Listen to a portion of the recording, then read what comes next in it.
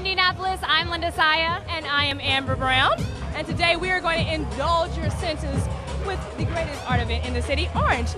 45 musicians, 5 stages, 35 artists, and 3 interactive lounges. Every September, Oranje rocks the city with the best art in the entire city. So make sure you check it out. And if you missed it this year, don't worry. As always, GoIndyLive is your ticket into the hottest events. If you had to stay home, guess what? You're going GoIndyLive. Yeah, we got you covered.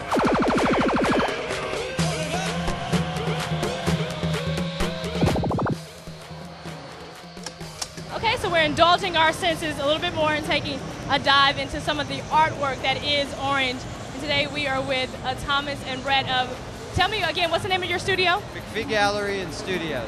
Okay, and where's it located? 874 Mass Avenue, downtown. Okay, and basically the studio is a combination of both of your work and some work of the other artists. Tell me a little bit about your work, Thomas. I usually try to be pretty eclectic and not get boxed in any one style, so I'm pretty much all over the place. Energy, color, just anything. You've got a really interesting piece right here. If we can kind of show this one right here off to the side.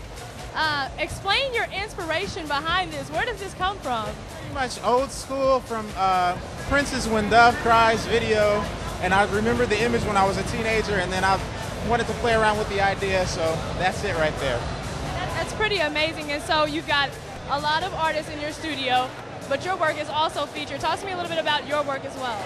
That's correct. My work, I do primarily color field, contemporary abstracts, and figurative abstracts. And then we feature primarily Central Indiana artists, as well as artists from across the country and some foreign artists as well.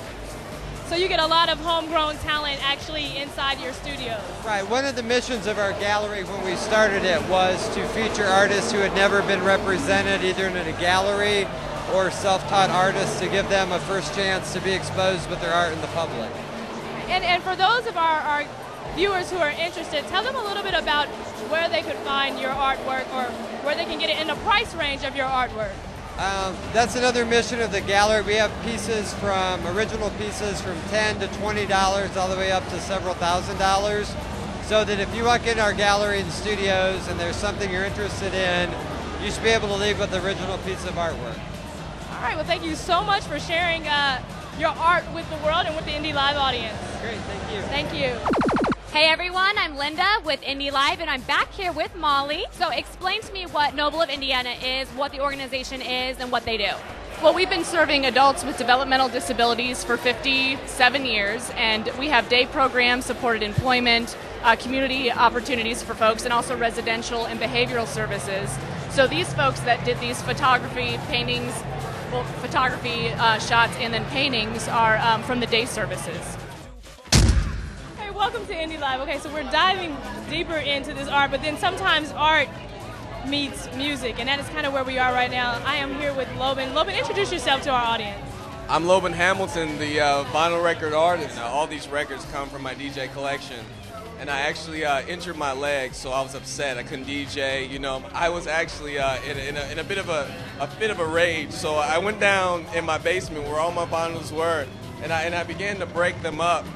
And from that, you know, you come back, you have a moment of clarity, yeah. And then 2 months later, I started making these. And then a year and a half later, out of work and, you know, just building pieces up, you know, here we are. And I don't know if people really quite are grasping the idea, because I didn't grasp that first when I saw the pictures, but these are actually pieces. I don't know if you can see this Kanye West. Yes.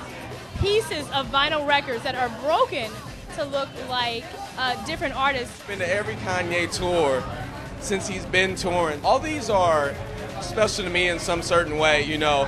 And you're kind of just spanning all generations here, because we've got Jimi Hendrix behind you, you've got a Run DMC right here. Tell me a little bit, if people are interested in this work, how they can get in contact with you, because I know I am. So how can they get in contact with you and actually purchase a piece?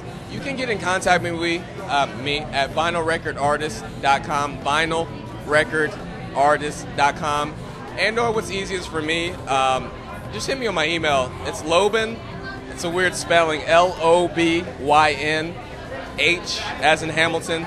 So LOBYNH @gmail.com. It's the easiest way.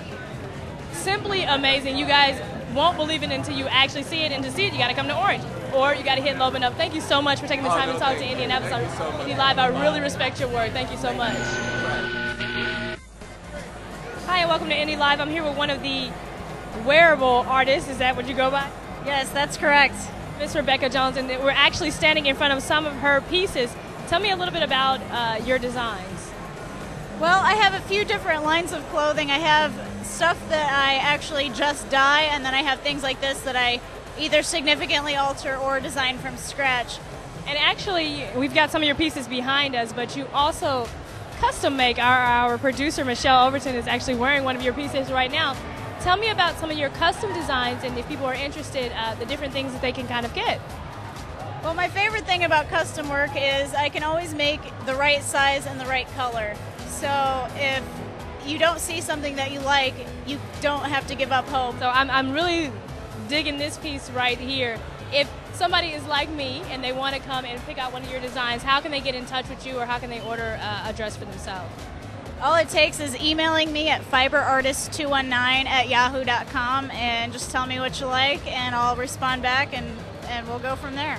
There you go. It's just as easy as that for pieces of wearable art. We've got wearable art, we've got vinyl records. It's all here at Orange. Thank you so much, Rebecca, for taking the time to talk to GoIndyLive. Hi, and welcome to GoIndyLive. Okay, so sometimes the art goes from the canvas and hops onto the big screen, and we're going to take a dive into that in just a second, but we're here with one of the GoIndyLive artists. Introduce yourself to our audience, please.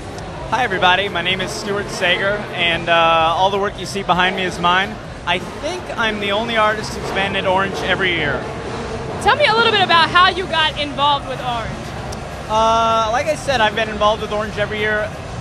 I first met Adam and Ryan when they were just putting this idea together, and they kind of invited me to be a part of it, and I'm being perfectly honest, I thought they were crazy. I thought there's no way to pull the show off. It was so ambitious, but I thought, why not? If they're willing to try, I'll do it.